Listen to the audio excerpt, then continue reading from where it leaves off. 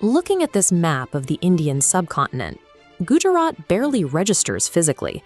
It occupies just 6. Maintaining this level of dominance requires absolute control over a few heavy industries, positions the state has fortified over several decades. Take petroleum. This sprawling maze of pipelines and chimneys is Jamnagar, the single largest oil refinery complex on the planet, processing massive volumes of crude for global export. Or look at construction materials. In the Morbi manufacturing cluster alone, automated assembly lines pump out between 80 and 90% of all the ceramic tiles used across India. Even basic commodities are monopolized. Out in the vast open-air pans of the Kutch district, laborers harvest 76% of the nation's salt. These legacy physical industries act as a massive economic flywheel. They throw off the reliable, immense capital necessary to fund the state's aggressive pivot into high-risk, futuristic technologies. Now, the state is redirecting that wealth away from traditional heavy industry and toward next-generation technological hardware. Global supply chains are actively seeking to diversify their manufacturing bases to avoid over-reliance on a single country. Multinationals are hunting for alternate, stable hubs.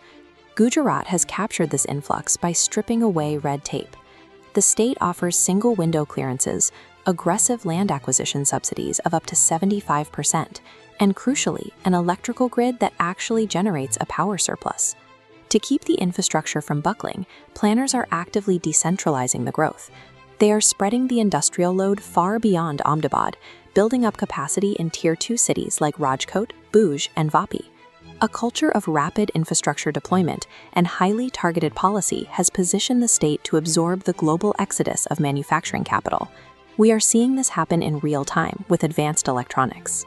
Tata is building an $11 billion semiconductor fabrication plant, while Micron is scaling up a massive assembly and test facility nearby. This schematic maps out the Dholera Special Investment Region.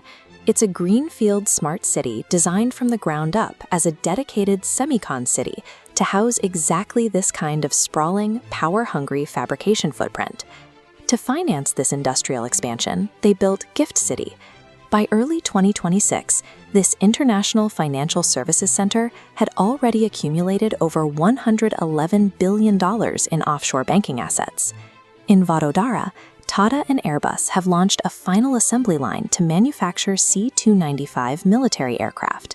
And in Jamnagar, Reliance and Nvidia are laying the groundwork for a 1-gigawatt artificial intelligence data center. Keeping all of this running requires staggering amounts of electricity. Out in the salt deserts, the Khavda Renewable Energy Park is being scaled to generate 30 gigawatts of clean power, enough to run 18 million homes. Each of these projects functions as a component in a single industrial operating system. Clean energy from the desert powers the AI data centers.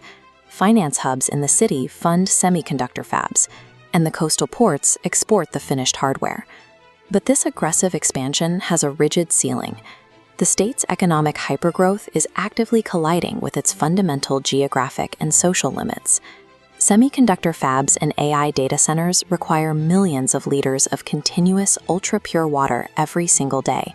They are being constructed in a state with an already arid, heavily stressed local water supply. There is also intense concentration risk. The state relies heavily on just a handful of massive domestic conglomerates to drive the bulk of its GDP, leaving the wider economy vulnerable to narrow corporate shocks. And despite top-tier industrial output, social indicators lag noticeably. Infant mortality rates remain stubbornly high, and female workforce participation is surprisingly low for an economy of this size. No amount of foreign direct investment can sustain long-term industrial growth if the foundational natural resources and social infrastructure collapse under the weight of that ambition. This data visualization compares India's economic drivers. Historically, the nation's boom was driven by South India's IT and services sectors. Today, Gujarat is pioneering a completely different model, anchored in heavy hardware and physical manufacturing. The software boom required relatively low capital and deep pools of human resources. The new manufacturing model demands the exact opposite: massive upfront capital expenditure and flawless physical infrastructure. Mastering that water management paradox and actively improving social equity are the final, unavoidable hurdles.